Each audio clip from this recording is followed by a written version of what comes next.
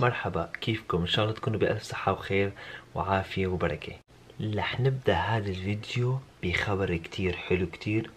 ما بعرف اذا حلو ولا مو حلو، وما بعرف انا ليش عامل زوم ان، بس حابب لكم اذا ما كنتم مشتركين بالقناة تنزلوا وتضغطوا على زر لايك وتشتركوا بالقناة، وخلونا نبدأ الفيديو معكم سوا. طيب، بعد ما حطيتوا لايك للفيديو بتمنى منكم تكونوا مشتركين بالقناة وتشوفوا كل اخبار القناة والفيديوهات اللي بنشرها، وتكونوا مفعلين زر الجرس. واهم شيء هذا الفيديو يوصل لعدد كبير من اللايكات لنستمر دائما بالتنويع، لانه في كتير ناس وكتير جمهور طالبتنا انه ننوع، وتقول لي يا وسيم نوع، وسيم نوع، وانا عم نوع وانتم اصحاب المنوع الى تقولوا لي نوع.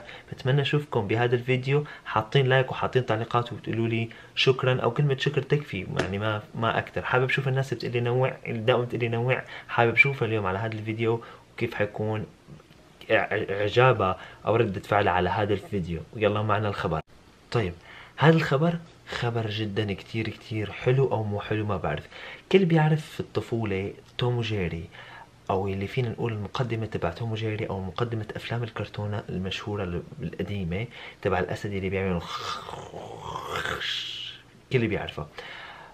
قرأت على موقع صحفي أمريكي مشهور مكتوب فيه إنه كيف تم تصوير القصة، هذا الأسد كيف تصوروا الأسد. فمثل ما شايفين بالصورة الفيديو اللي هلا ححطه أنا هون، أو مثل ما حكبر لكم إياه للفيديو على الشاشة وتشوفوه هلا معي، ححطه وعيده أكثر من 6 ثواني أو 12 ثواني. هو مو فيديو، صورة.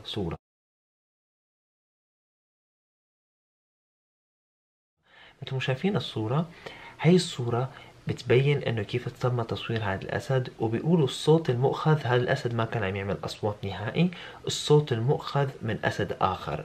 فما بعرف انا، موقع اجنبي صحفي موجود وكاتب هالشي. فشاهدت فيديو على اليوتيوب باللغة العربية عم يحكي عن هذا الموضوع. فصاحب الفيديو قال انه الصورة مو حقيقية، والافلام كرتون اللي وقت صوروه مو حقيقي، وهذا كله مو حقيقي الاسد.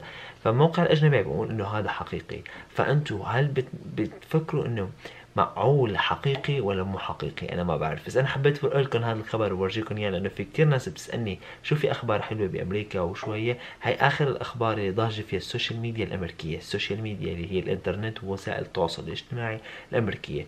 وما حبيت طول عليكم بالفيديو، هو فيديو صغير عن التنويع مو اكثر. بس انا حابب اعرف رايكم انتو جمهوري واحبتي بالله.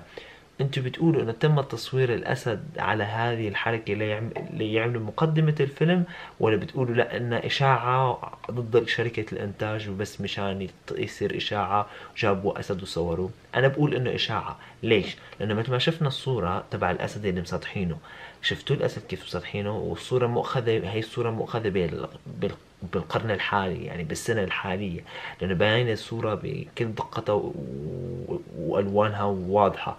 لو مأخوذة من قبل المفروض تكون أبيض وأسود. أنا ما بعرف، بس أنا هيك بخيالي. فما بعرف، يا ريت أنتوا تقولوا لي إذا صح هالشي ولا لا، لأنه حابب لكم مو كل شيء بنشوفه على الإنترنت بنصدقه. أنا أصلا عملت هالعنوان مشان لكم إنه بفيديوهاتي بحاول أوصل لكم الشغلات الحقيقية والشغلات الكذبية، لحتى نحاول نعرف كيف فينا نميز بين الحقيقي وبين الكذبي. انا بالنسبه إلي مثل ما شفت الصوره او شفت الفيديو، ما شفت الفيديو شفت الصوره، بس بقول انه الاسد يلي تصور هذا تبع كله عمليات كرتون وحركات برامج مونتاج، ما بعتقد اسد حقيقي.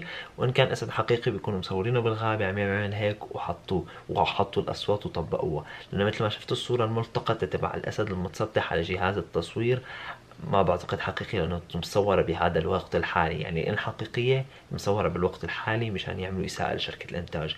بتمنى منكم آرائكم بالتعليقات لأعرف إذا هذا الشيء عن جد حقيقي ولا مو حقيقي. شكرا لكم لمشاهدتكم هذا الفيديو. ما تنسوا إذا أنت جديد هلا عم تتابع هالفيديو من خلال الصورة اللي شفتها على القناة، بتمنى منك تشترك بالقناة، لأنه قناة كتير كتير حلوة.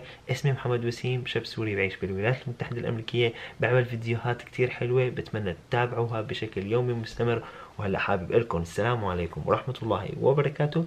دمتم بألف محبة وسلام عليكم.